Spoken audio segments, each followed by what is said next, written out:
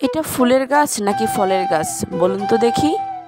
শাকসবজি তো আমাদের শরীরের জন্য অত্যন্ত উপকারী, আর সেটা যদি আপনি আপনার বাগান থেকে তুলে রান্না করেন তাহলে তো আর কোনো কথাই নেই। হ্যালো ফ্রেন্ডস, কেমন আছেন সবাই? আশা করছি সবাই ভালো আছেন, আমিও ভালো আছি। চলে এলাম অনেক দিন পরে ছোট্ট একটা ব্লগ ভিডিও নিয়ে।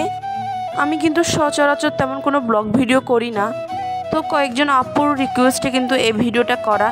তো চলুন মূল ভিডিওটা শুরু করা যাক।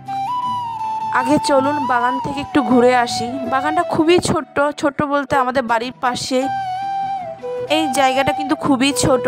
এখানে কিছু শাক গাছ আমরা নিজেরাই লাগিয়েছি, আর কিছু কিছু গাছ কিন্তু আমনি উঠছে। এই যে দেখুন নারী শাক, মানে পাট শাকের কথাই বলতেছি। এই নারী শাকগুলো তুলে মা গাছগুলো এখানে লাগিয়ে দিয়েছিল, তো দেখুন আবার নতুন করে পাতা চলে আসছে।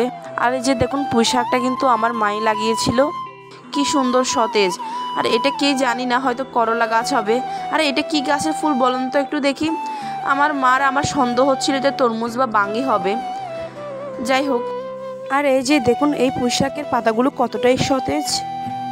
এইসব শাক কিন্তু আমাদের শরীরের জন্য অনেক উপকারী। আর এটা কি গাছ বলুন তো, ফল গাছ না ফুল গাছ? এই ফুলটা কেউ যদি চিনে থাকেন তাহলে অবশ্যই আমাকে সেটা জানাবেন। আর দেখুন এই নারী শাকগুলো, মানে এই পাট শাকগুলো কিন্তু আমার বড় পিসি লাগিয়েছিল। দেখলেন তো, এই শাকগুলো কিন্তু অনেকটা ফ্রেশ। আর আমরা কিন্তু এই বাজারে এই শাকগুলো পেয়ে থাকি, কিন্তু বেশিরভাগ ক্ষেত্রে তো ভেজাল থাকে আর অতটা ফ্রেশ পাওয়া যায় না। আর আজকে আমি এই মিষ্টি কুমড়ো শাকটাই রান্না করব, তাই বৌদি এসে কিছু শাক কেটে নিচ্ছে। মিষ্টি কুমড়ার শাকই হচ্ছে আমার সবচাইতে বেশি পছন্দের।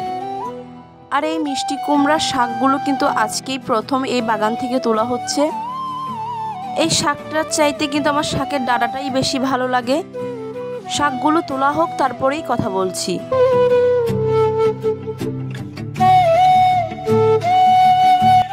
শাক তোলা হয়ে গেল, এখন আমরা ঘরে চলে আসলাম আর আপনাদেরকে আমাদের ঠাকুর ঘরটা একটু দেখিয়ে দিলাম। আর এই জায়গাটা হচ্ছে আমার মায়ের সবচাইতে প্রিয় জায়গা। আর এদিকে বৌদি শাক রান্নার জন্য শাকগুলো ডাঁটার আঁশ ছাড়তে বসে পড়ল।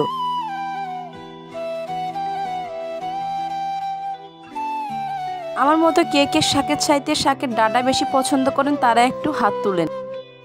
রান্নার জন্য সবগুলো শাক কাটা হয়ে গেছে, এখন আমি পরিষ্কার করে নিয়েছি, এবার একটা বোলে তুলে নিচ্ছি। শাকগুলো নরম করার জন্য আমি প্রথমে চুলায় খালি কড়াইয়ের মধ্যে শাকগুলো দিয়ে দিচ্ছি। চুলাটা অন করে দিলাম, এবার একটু নাড়িয়ে দিব। খেয়াল করে দেখুন শাকগুলো কিন্তু আগের থেকে অনেকটা নরম হয়ে আসছে, সেই সাথে শাকের থেকে কিন্তু হালকা জলও বের হয়েছে। আর শাকটাও কিন্তু পরিমাণে আগের থেকে অনেকটা কমে গেছে। তো এবার শাকগুলোকে আমি একটা বলে তুলে নিব। এই যে দেখুন শাকগুলো কিন্তু অনেকটাই সেদ্ধ হয়ে গেছে। এখন কড়াইয়ে আবার তেল দিয়ে দিলাম, আমি দুটো শুকনো মরিচ ভেজে নেব। ভাজা হয়ে গেছে তাই তুলে নিলাম। এখন একই তেলে দিয়ে দিলাম পরিমাণ মতো রসুন কুচি, একটু নেড়েচেড়ে দিয়ে দিলাম পরিমাণ মতো পেঁয়াজ কুচি। পেঁয়াজটা আমি একটু পরিমাণে বেশি দিয়েছি। দিয়ে দিচ্ছি দুটো শুকনো মরিচ, আমি শুকনো মরিচগুলোকে এভাবে লম্বা লম্বা করে কেটে নিয়েছি। দিয়ে দিচ্ছি কাঁচা মরিচ, কিছু রসুন আমি এভাবে গোল গোল করে কেটেছি, এবার এগুলো দিয়ে দিলাম। এখন এই উপকরণগুলো আমি একটু কষিয়ে নিব। কষানো হয়ে গেছে আর পেঁয়াজগুলো একটু নরম হয়ে আসছে, এবার তুলে রাখা শাকগুলো দিয়ে দিলাম। দিয়ে পেঁয়াজ রসুনের সাথে ভালো করে মিক্স করে নেব। মিক্স করা হয়ে গেছে, চুলার আঁচটা একটু কমিয়ে দিলাম আর ঢাকনা দিয়ে ঢেকে দিলাম।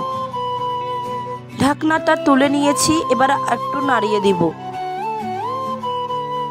এখন স্বাদ মতো লবণ দিয়ে দিলাম। লবণটা আমি শুরুতে দিই নাই, কারণ তখন শাকগুলো দেখতে পরিমাণে অনেকটাই লাগছিল।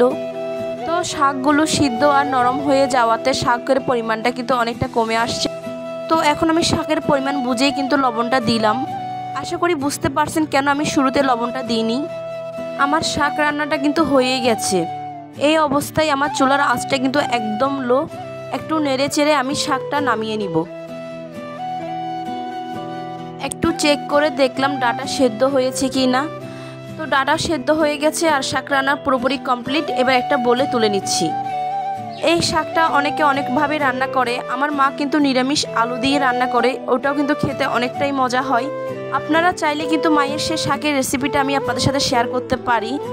তো সবগুলো শাক কিন্তু বলে নেওয়া হয়ে গেছে, আর রান্নার পর কিন্তু শাকটার পরিমাণ এতটুকুই হয়ে আসছে। শাকের সাথে শুকনো মরিচ ভাজি কিন্তু ভালো লাগে, তার জন্য নিলাম। এই তো আমার শাক রান্না হয়ে গেল। আর আমার এই রেসিপিটা কেমন হয়েছে সেটা আমাকে অবশ্যই কমেন্ট করে জানাবেন। ভালো থাকবেন, সুস্থ থাকবেন, টাটা।